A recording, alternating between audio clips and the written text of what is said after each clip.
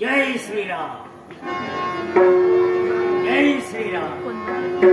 हे प्रभू रामचंद्र, या अयोध्येसारख्या पुण्यभूमीत आमचा जन्म झाला आणि आपला आदर्श डोळ्यासमोर ठेवून आजपर्यंत राजसूत्र हाती आले।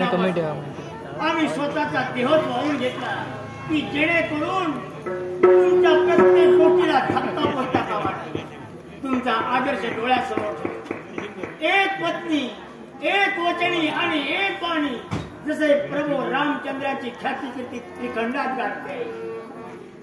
कुणाला अपशब्दाने ज्याने कधी ताडण केलं नाही, कुण्या शब्दानं कुणाला कधी वाईट बोलले नाही, दुःखितांचं दुःख हरण केलं आणि संकटात पडलेल्याला सहकार्य केलं।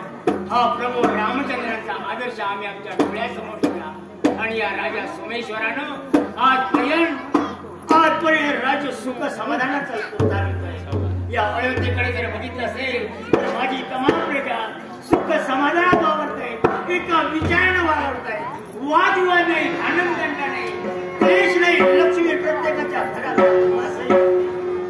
एवढंच कशाला आमची धर्मपत्नी, जिचं प्रत्यक्ष नाव लक्ष्मी, नावाप्रमाणे वागणारे जिचा आदर्श जगातल्या प्रत्येक स्त्रीनं करावा, अशा तऱ्हेची माझी धर्मपत्नी जी संसार सुखाचा करते, पतीचा मान राखते, आज्ञेचे बाहेर कधी तिनं पाऊल ठेवलं नाही आणि तिचा आदर्श जगातल्या सगळ्या स्त्रिया करतायत, अनुकरण करतायत।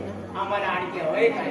हे प्रभू रामचंद्र, अशी आमच्या राज्यावर असू द्या, अयोध्येवर तर असू द्या, पण प्रत्येकाच्या जीवनात असणारी दुःखदायक